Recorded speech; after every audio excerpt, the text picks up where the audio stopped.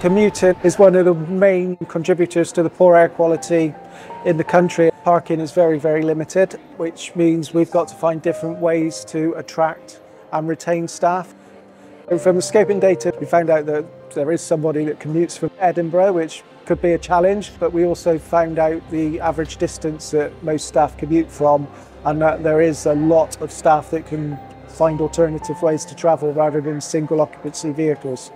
With travel, it's more about promoting other options to try and influence behaviour change, to try and encourage those more sustainable behaviours. So that might look like things like improving showering facilities so that when you do cycle in, it's a more positive experience and there's less friction in that process.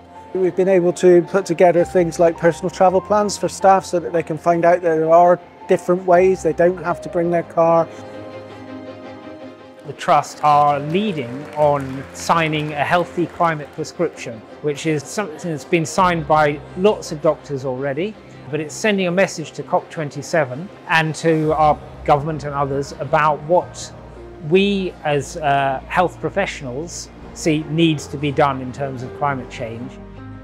They've been able to give us our ACEL score, which tells us what our commuter emission levels are, so that we can set targets to achieve what we need to by the time we need to achieve it.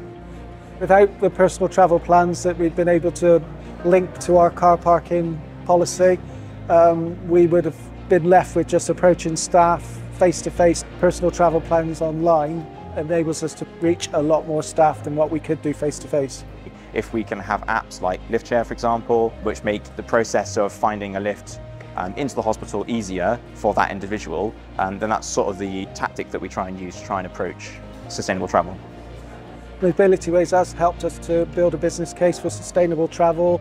It's helped us with building a business case for a new shuttle bus that's going to be launched later in the year for our hospital in Weston. And it's helped us build a business case for our new on-demand shuttle service that we've launched for staff overnight.